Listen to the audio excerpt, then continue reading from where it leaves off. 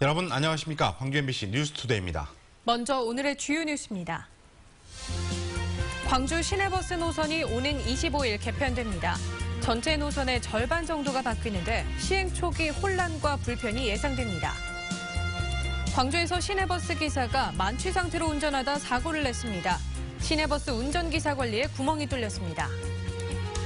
목포에서 발생한 택시기사 승객 살인 사건 과정에서 경찰이 CCTV 자료를 착각하는 등 초동 대처에 허술했다는 지적을 받고 있습니다. 5.18을 다룬 영화 임을 위한 행진곡 제작 과정에서 외압이 있었다는 주장이 제기됐습니다. 광주 시내버스가 오는 25일 대규모 노선 개편을 앞두고 있습니다. 전체 100여 개 노선 가운데 절반 정도가 바뀌어 시행 초기 혼란이 예상되는데 바뀐 내용을 쉽게 알 수 있는 방법을 김철원 기자가 설명해드리겠습니다. 오는 토요일 새벽 첫 차부터 광주 시내버스 노선이 대대적으로 바뀝니다. 지난 2006년 이래 11년 만에 개편되는 것으로 전체 102개 노선 가운데 절반인 49개 노선이 바뀝니다.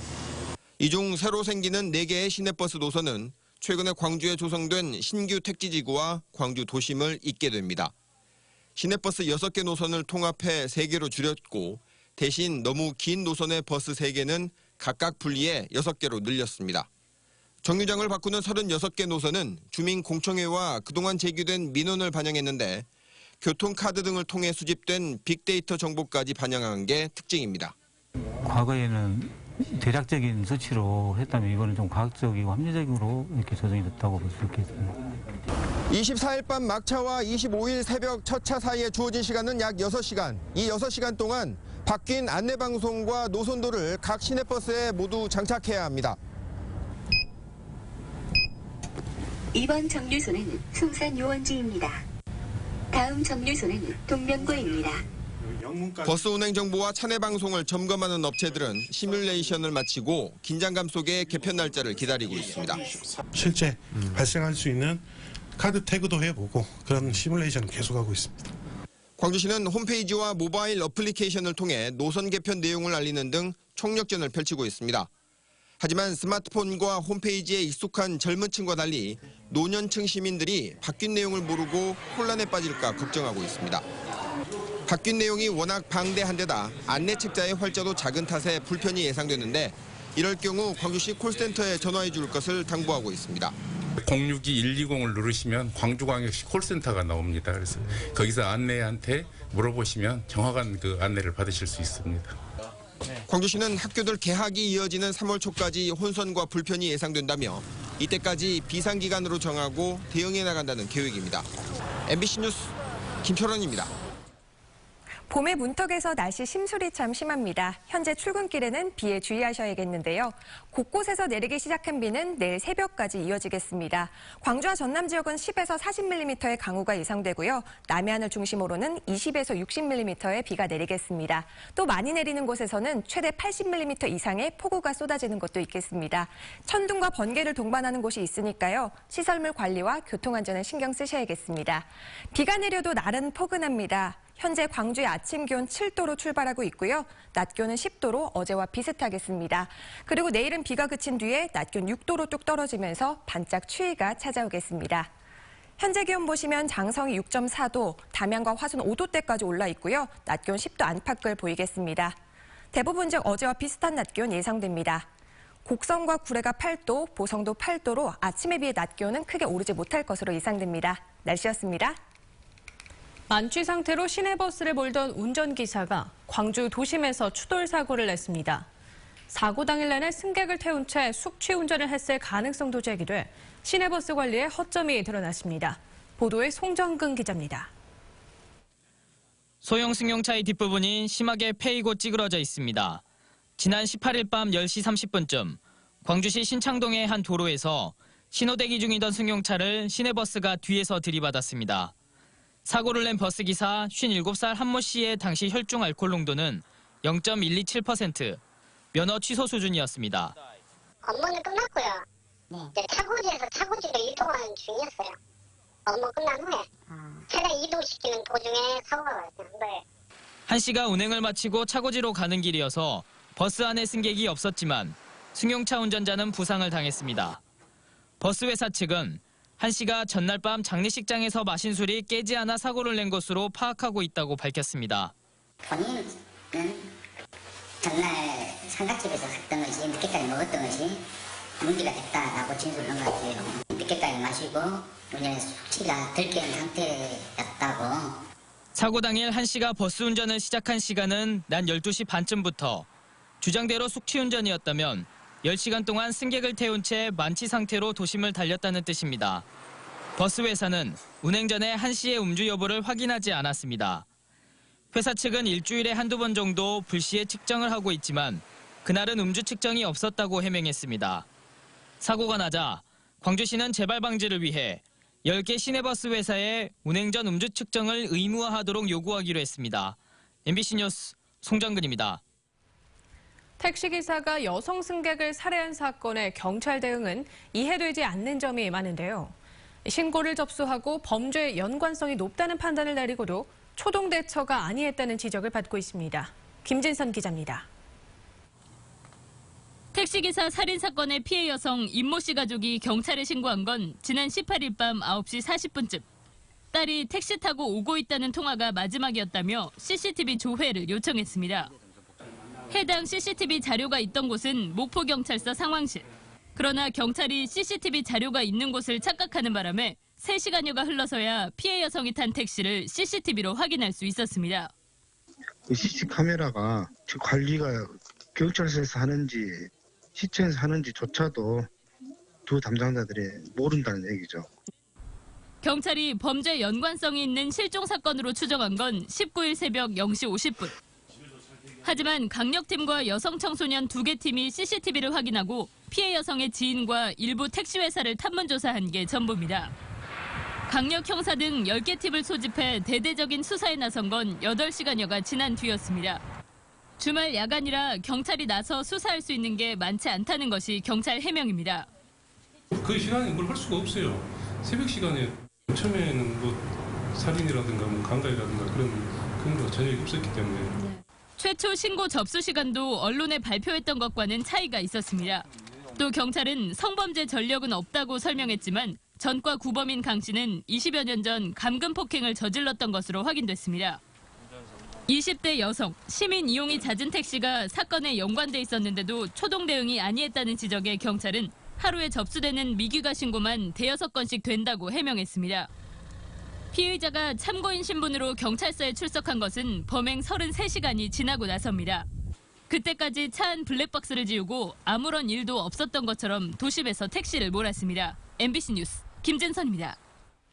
광주 서부경찰서는 개인정보보호법 위반 혐의로 입건된 성문옥 광주시 감사위원장을 기소 의견으로 검찰에 송치했습니다. 성 위원장은 지난해 광주시 노조가 전국 공무원 노동조합 가입 추진을 위해 투표할 당시에 광주시 공무원 140여 명의 이름과 소속, 노동조합비 소득공제 명세 등에 대한 정보를 무단 열람하고 모은 혐의를 받고 있습니다.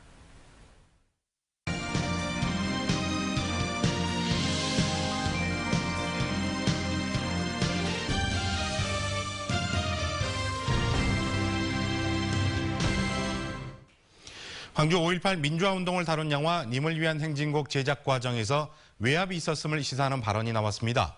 정부의 외압으로 전시가 무산됐던 홍성담 작가의 세월 5월은 많은 논란 끝에 시립미술관에 걸리게 됐습니다. 김인정 기자입니다.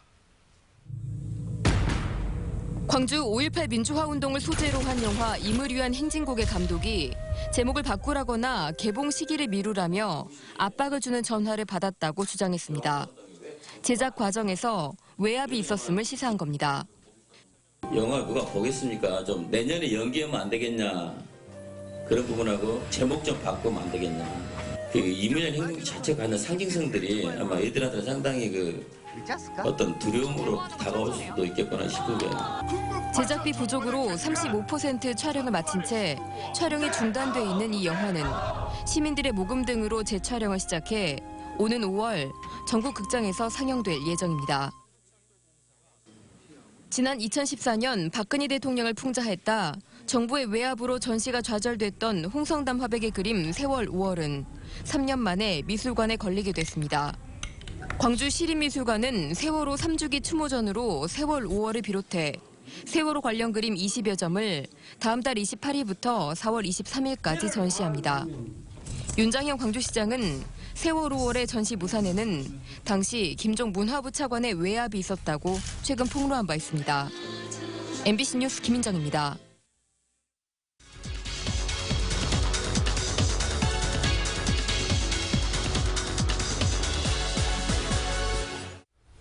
영화 님을 위한 행진곡을 제작하고 있는 박기복 감독을 모시고 영화에 관한 소식 좀 더 들어보도록 하겠습니다. 어서 나오십시오. 네, 안녕하십니까. 네. 어제 기자간담회에서 영화 제작에 불만을 품은 전화를 받으셨다고 하는데 누가 몇 차례 이렇게 전화를 하셨나요? 그러니까 작년에 두 군데에서 일단은 연락을 받았고요. 한 군데에서는 5.18 소재라는 걸 알고 전두환을 개입시키지 말아라. 전두환하고 관계가 없다. 이런 전화 한 통하고 기자를 사칭했던 또 한 군데 전화는 이제 영화 임을 위한 행진곡 제목이 좀 세지 않냐. 바꿨으면 좋겠다. 아마 그런 토로 한 3차례 전화 왔었고 올해도 한 20일 전에 한 번 또 왔었고요. 네, 총 4차례 전화를 받으셨는데 그때 그 전화를 받을 때 분위기가 뭐 강압적이었습니까? 압박감을 느끼셨는지 궁금한데요. 그 정도는 아니었고요. 아마 처음에 한 군데에서 왔던 전화는 상당히 강압적이었죠. 전두환이를 개입시키면 어떻게 하겠다. 그 정도였고 또 한 군데에서는 상당히 우호적인 목소리예요. 좀 같은 이 영화에 공감을 하면서 그게 아니지 않냐. 은근슬쩍 그런 식으로 해서 좀 제목을 안 달았으면 좋겠다. 이런 투의 이야기였죠. 네, 영화 임을 위한 행진곡을 모르시는 분들을 위해서 영화 소개 부탁드립니다. 네, 이 영화는 5월을 배경으로 하고 있습니다. 의문사한 대학생 그리고 머리에 총알이 박힌 채 현재까지 37년을 살아가고 있는 엄마. 그러니까 두 사이에서 태어난 유복녀의 개그우먼이 된 딸이 어떤 화해와 가족의 어떤 갈등을 화해로 갖다 그리는 영화입니다. 네, 이게 실화는 아니고 뭐 스토리를 만들어서 제작에 들어가신 거죠? 네, 일정 부분은 어떤 팩트를 가지고 가는 영화라고도 볼 수 있는데 많은 부분이 영화적 상상력으로 재구성된 그런 이야기입니다. 네, 뭐니 해도 이제 현실로 돌아와서 제작비 문제 빼놓을 수가 없는데 좀 어려움이 없으신지 궁금한데요. 처음부터 이 영화가 기관 투자나 어떤 대기업의 투자를 받을 수 있는 영화가 아니었습니다. 그건 무슨 이야기냐면 이 박근혜 정부에서 이 영화는 어떻게 보면 블랙리스트고 만들어져서는 안 되는 영화였어요. 그런데 제가 이 영화를 강행하겠다는 것은 뭐냐면 80년 광주가 그랬듯이 이 영화 자체도 시절이 정권이 바뀌고 좋은 시절에 만들면 별 의미가 없을 것 같아서 일단 강행을 했고요. 그러다 보니까 이제 어떤 투자를 못 하다 보니까 개인적인 투자하고 이제 저희들이 포털 사이트 다음에 스토리 펀딩에 의존하는 국민 제작 영화로 전환하면서 지금까지 촬영을 이어가고 있습니다. 네, 그렇다면 임을 위한 행진곡은 언제쯤 극장에서 볼 수 있는 건가요? 저희들이 지금 35% 촬영을 진행하고 있었고요. 잠시 좀 휴식기를 갖고 3월부터 다시 재촬영을 할 생각입니다. 그러다 보면 저희들이 5월 정도에 마지막 편집까지 마치려고 그래요. 그래서 빨리 보면 5월 말 정도, 6월 정도는 아마 볼 수 있을 것 같습니다. 네, 뭐 국민적인 호응을 얻었으면 하는 그런 바람이 들고요. 영화 제작에 도움을 주고 싶은 시민들 어떻게 참여할 수가 있을까요? 네, 지금 많은 분들이 저희들이 1차 스토리 다음에 올려가지고 전국적으로 1,800명 그런 후원자들이 일단은 7천을 모금해 주셨고요. 어제 그제 3일 전에 2차 또 다시 다음 스토리에 또 올렸습니다. 올려가지고 지금 오늘까지 한 300명 가까운 후원자들이 다시 또 후원해주고 이 이제 후원 펀드가 5월 18일까지 길게 다음 포털에 일단은 올려 있습니다. 거기에 좀 참여하셔가지고 후원해 주시면 영화 제작에 상당한 도움이 될 것 같습니다. 네, 오늘 이른 아침 좋은 말씀 고맙습니다. 네, 고맙습니다. 5.18 민중항쟁 37주년 기념행사위원회는 촛불로 있는 5월 다시 타오르는 민주주의를 슬로건으로 올해 행사를 추진합니다. 행사위는 이번 슬로건이 5.18이 점화한 민주주의를 완성하고 끝나지 않은 과제를 실현해 나가겠다는 의미를 담고 있으며 5.18 왜곡과 폄훼를 근절하자는 의지도 함께 담았다고 설명했습니다. 행사위는 오늘 오전 국립 5.18 민주묘지에서 출범식을 갖고 공식 활동에 들어갑니다. 광주시는 5.18 당시 전일빌딩에서 일했던 전일방송 근무자 20여 명을 대상으로 내일 당시의 목격담과 기억 등을 체증한다고 밝혔습니다. 전일방송은 5.18 당시 전일빌딩 7층부터 10층에 입주해 있었기 때문에 최근 발견된 총탄 흔적과 관련해 당시 근무자들로부터 의미 있는 증언이 나올 수 있을지 주목됩니다.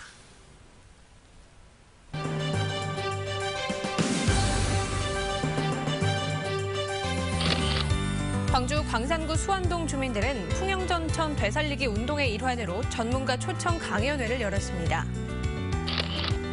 나주시 다도면에 위치한 해피니스 컨트리 클럽에서 어려운 형편으로 결혼식을 올리지 못하고 사는 다문화 부부를 위한 합동 결혼식이 열렸습니다. 영광군 불감면은 오는 9월 열리는 상사화 축제를 앞두고 상사화도 심고 주변 잡목도 제거하는 등 준비에 들어갔습니다. 보성군은 서울 코엑스에서 열린 2017년 내나라 여행 박람회에서 보성 다향 대축제 등 관광지를 소개했습니다. 다른 곳에 사는 사람들이 바라본 호남 지역은 어떤 모습일까요? 광주와 대구 두 도시의 사진 작가들이 서로의 지역을 카메라에 담았습니다. 이미지 뉴스 리포터입니다. 오래된 길에 녹슨 여인숙 간판이 덩그러니 걸렸습니다. 전통시장의 상인들은 밝은 표정으로 손님을 맞이합니다. 주변에서 흔히 볼 법한 이 풍경들은 광주의 사진작가들이 대구의 구석구석을 담아낸 겁니다. 우리 생활에 미쳐왔던 것들과 진짜로 연관이 있는지 좀 더 탐색을 해보자, 도시를. 대구 작가들 역시 광주의 모습을 담았습니다. 다른 지역과 만나는 공간인 고속버스 터미널에 주목하기도 하고 광주의 5월을 이방인의 시선으로 담아내기도 했습니다. 광주 작가들은 대구의 10월 항쟁을 기억해내고 얼마 전 일어난 서문시장 화재를 기록하며 도시가 가진 아픔을 이해하고자 했습니다. 그 지역에 감으로써 그 역사와 관련된 그런 진실들을 조금씩 이렇게 알아가는 그런 부분인 것 같아요. 이제 다 알 수는 없지만은. 옛 진골목을 표현한 벽화에 현존하는 주민들을 넣은 이 작품은 작가나 관람객 모두 곧 지나갈 현재를 살아가고 있음을 표현하기도 했습니다. 삶의 순간, 우리들의 그 순간순간 이어지는 그 정체성은 대구나 역시 광주나 역시 마찬가지 아닌가. 달구벌 대구와 빛고울 광주의 달빛 교류를 통해 서로의 속살까지 들여다본 이번 전시는 4월 2일까지 이어집니다. MBC 뉴스 이미지입니다. 민주노총은 어제 광주시 교육청 앞에서 기자회견을 갖고 교육청에서 일하는 초등 돌봄교사와 유치원 방과 후 기간제 교사 등 200여 명의 비정규직 노동자가 집단 해고 위기에 놓였다며 교육청을 규탄했습니다. 교사들은 돌봄교실 감축과 직영화에 따라 해고와 공개 채용 탈락이 우려된다며 고용 승계를 요구하는 집회를 열기도 했습니다. 공정거래위원회가 광주 주택재개발 사업의 시공사 선정 입찰에서 담합한 Y토건과 M건설에 대해 시정명령을 내렸습니다. M건설은 계림 4구역 주택재개발 정비사업조합이 지난 2014년 12월에 발주한 시공사 선정 입찰에서 시공 의사가 없는데도 들러리로 입찰에 참여해 Y토건이 낙찰되도록 지원한 것으로 드러났습니다. 공정거래위원회는 두 사업자의 공동행위가 위법한 것은 사실이지만 경쟁 제한 효과나 파급 효과 등이 크지 않다고 판단해 시정명령만 내렸습니다.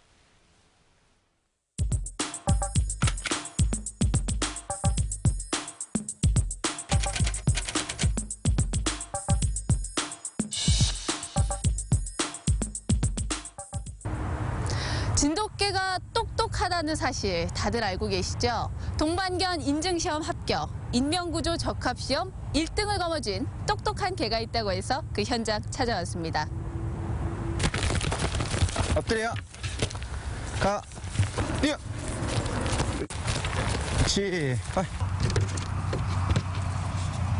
안녕하세요. 예, 안녕하세요. 예, 개가 참 멋진데 이 이름이 어떻게 되나요?